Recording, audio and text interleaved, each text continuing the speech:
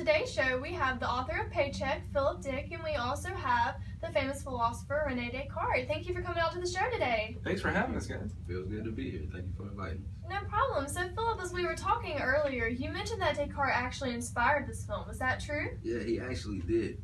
And Descartes' writing, especially in the Meditations, he works backwards, and that's kind of how I portrayed Michael's character in the Paycheck.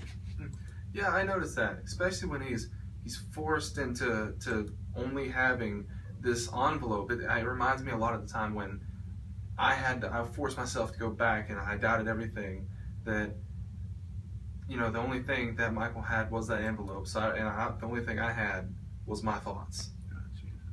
Awesome. So, Descartes, was there anything else you really related to in the movie as you were watching it? Any scene in particular?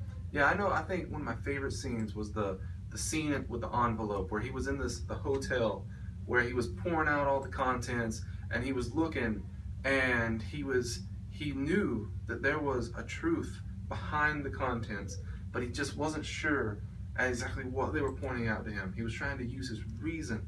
His senses were just not good enough to just look at this, this coin or this bullet and understand. But the reasoning, he knew there was a truth behind it. Okay, well, let's take a look at it together.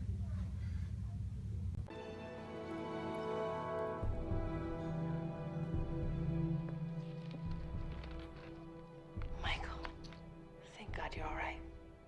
I thought I was never going to see you again.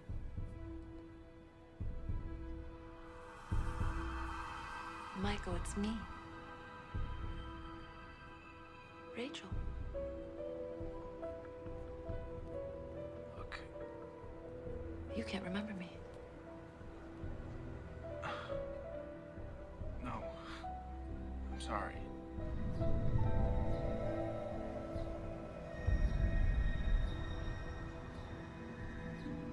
Cops.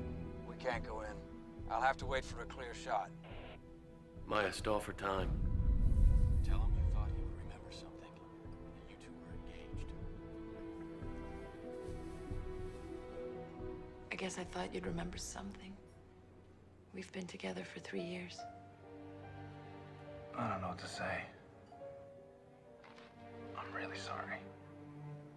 I'm trying.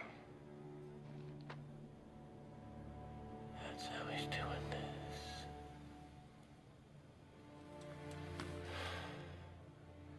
Listen to me very carefully, Maya.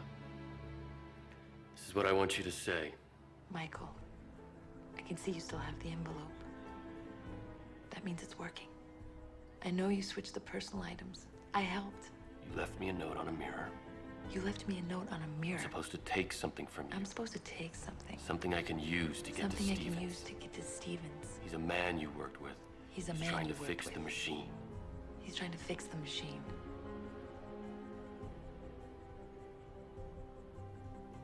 Work backwards, Michael.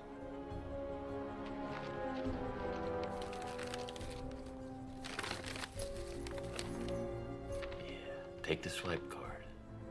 That's a swipe card for the campus. You're supposed to give that to me.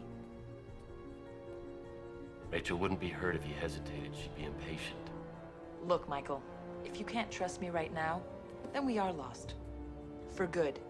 Nice.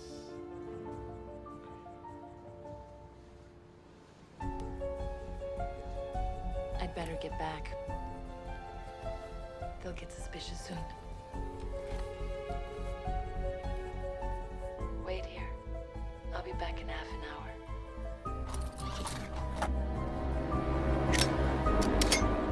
And don't worry. We end up together.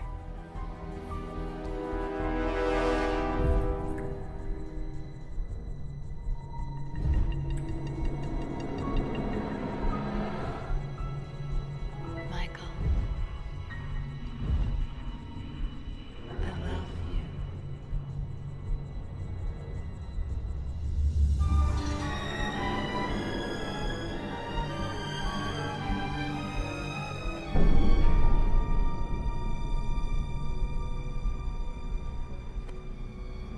What's my favorite baseball team? What? What's my favorite baseball team? Who cares?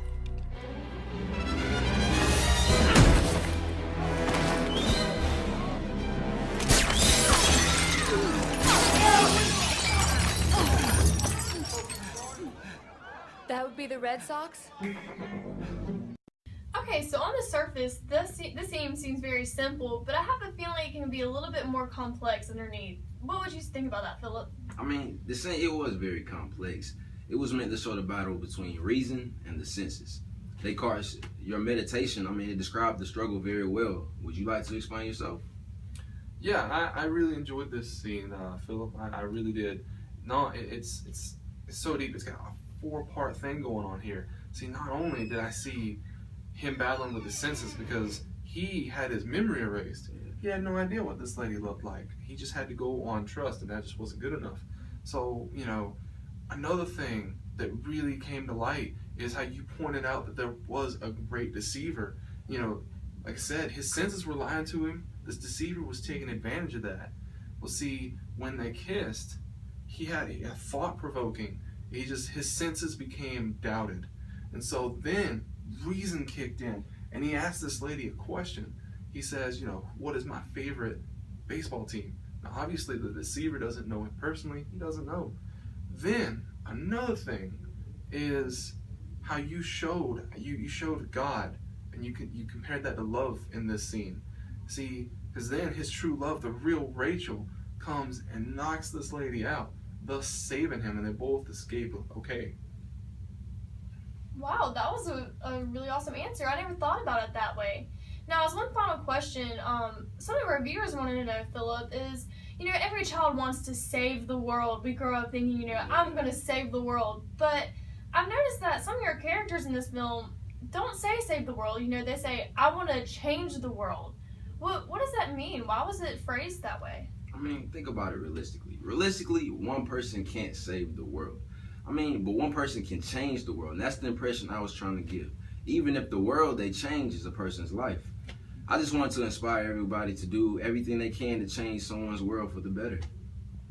Well, awesome. Once again, guys, thank you so much for coming. Nice to meet we you really guys. enjoyed it. Join us again next week on the Aaron Show for, another discussion on another movie. I suggest this movie, and everyone have a great week. Thank you. Bye.